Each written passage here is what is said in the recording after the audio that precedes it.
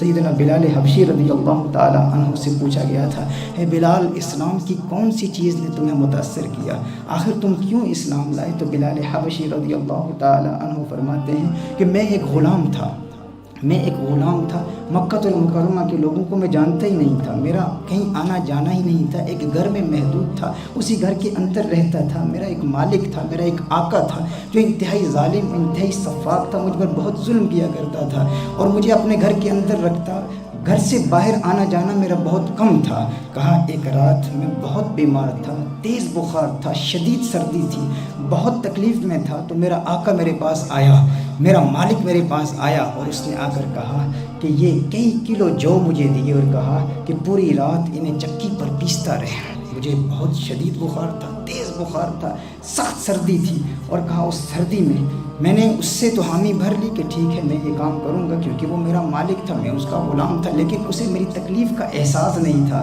وہ میری تکلیف کو محسوس نہیں کر پا رہا تھا، وہ ظالم تھا، سفاک تھا۔ اس نے کہا ساری رات چکی پیستے رہو، تو میں نے حامی تو بھر لی، لیکن مجھے اس قدر تکلیف تھی۔ جب وہ وہاں سے گیا تو میں نے دودھ کا ایک پیالہ تھا، میں نے دودھ پیا، دوا لی، کمبل لپیٹ کے میں لیٹ گیا۔ کہا جب میں لیٹ گیا تو میری آنکھ لگ گئی، میں سو گیا۔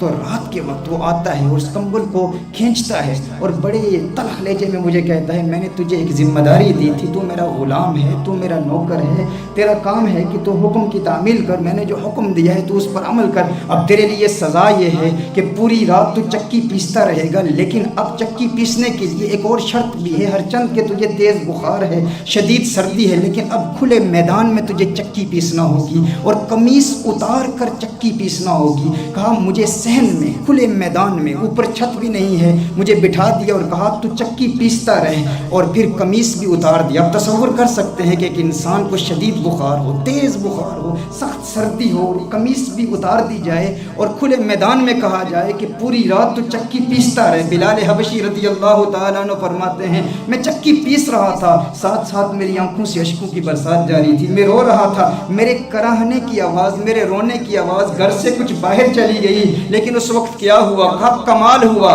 آمنہ کے لال کا گزر میرے گھر کے سامنے سے ہوتا ہے، مدینے والے آقا کا گزر میرے گھر کے سامنے سے ہوتا ہے۔ کہا محمد عربی صلی اللہ علیہ وآلہ وسلم نے میرے رونے کی آواز سن لی، دروازے پر دستک دی، اندر تشریف لائے، پوچھتے ہیں کیا بات ہے، کیوں رو رہے ہو، کس بات نے رولایا؟ میں نے کہا جاؤ صاحب، پوچھنے والے تو بہت ہوتے ہیں، غمخوار تو بہت بنتے ہیں، لیکن غم کا مداوع کرنے والا کوئی نہیں ہوتا۔ کون ہے جو مدد کرتا ہے؟ غمخوار بنتے تو بہت ہیں، پوچھتے تو بہت ہیں، لیکن مدد کرنے والا کوئی نہیں ہوتا۔ میں نے یہ جملے کہے، میرے جملوں میں کچھ تلخی تھی، کچھ سختی تھی، کہا میرے جملے سنے محمد عربی نے، وہاں سے تشریف لے گئے اور میں بھی کچھ بدگمانی کا شکار ہو گیا۔ میں نے کہا ہاں ایسا ہی تو ہوتا ہے نا، پوچھنے والے پوچھتے ہیں لیکن مدد کون کرتا ہے؟ میں کچھ بدگمانی کا شکار ہوا، کچھ تلخی میرے لہجے میں تھی، لیکن ابھی میں چکی پیس ہی رہا تھا، کیا دیکھتا ہوں کہ مدینے کا چاند پھر واپس تشریف لاتا ہے، آمنہ کا لال پھر واپس تشریف لاتا ہے،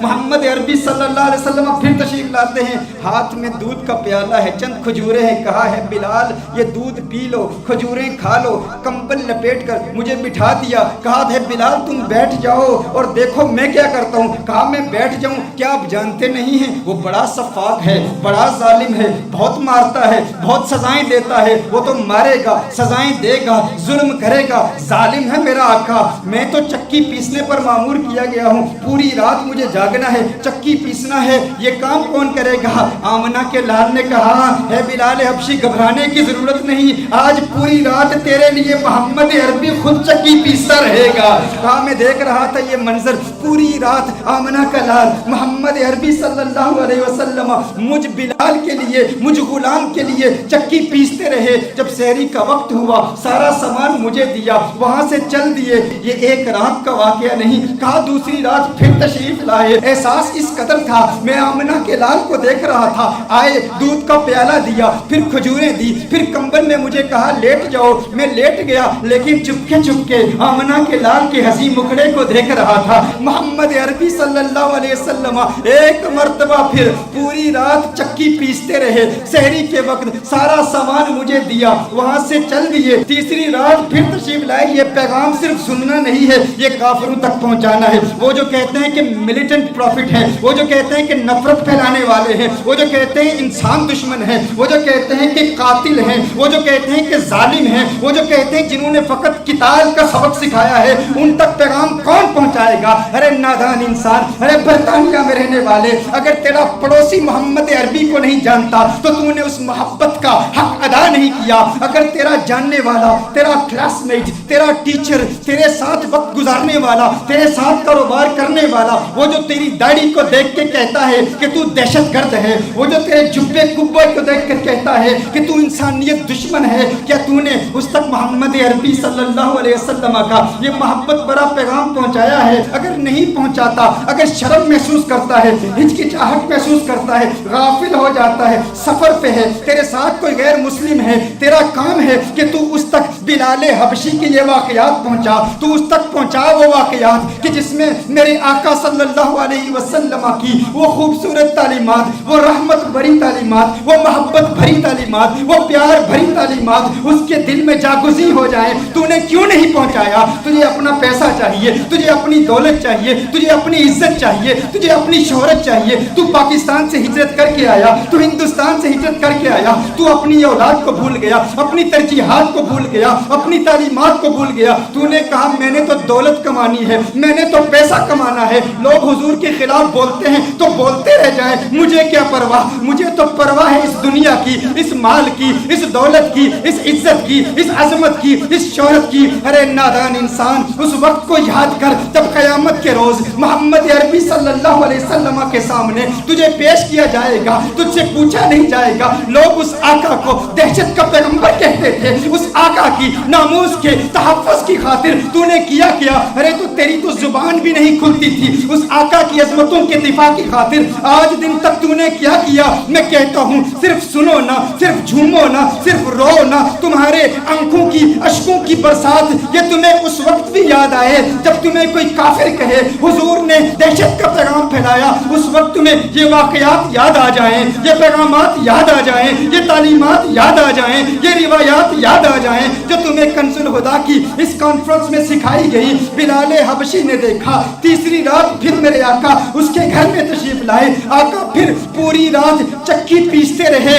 जब सुबह के वक्त आका तशरीफ ले जा रहे हैं, वहां से जा रहे हैं, बिलाल हबशी ने कहा अरे रुकना है मोहम्मद, रुकना। कहा मक्के के काफिर झूठ बोलते हैं, वो झूठे हैं जो कहते हैं मोहम्मद झूठा है। मैं बिलाल गवाही देता हूँ, अरे जिस आका को एक गुलाम के बुखार का एहसास है वो झूठा नहीं हो सकता, वो सच्चा नबी है, वो पैगंबर अमन है, वो पैगंबर रहमत है। मैं कहता हूँ आका के इस प्यार भरे पैगाम को पूरी दुनिया तक फैलाते रहो, पहुंचाते रहो, लोगों को बताते रहो। अरे जिस काफिर को तुम समझते हो वो इस्लाम का दुश्मन है, इन्हीं पैगामात को सीख कर आका का दीवाना हो जाएगा, आका का आशिक हो जाएगा, आका के लिए जान कुर्बान करने के लिए तैयार हो जाएगा। फिर उसे भी मदीने की गलियां अच्छी लगेंगी, फिर उसे भी तैबा की गलियां अच्छी लगेंगी। क्या नहीं देखते यहाँ वो नौजवान भी आते हैं जो कल गैर मुस्लिम थे, जो कल इस्लाम दुश्मन थे,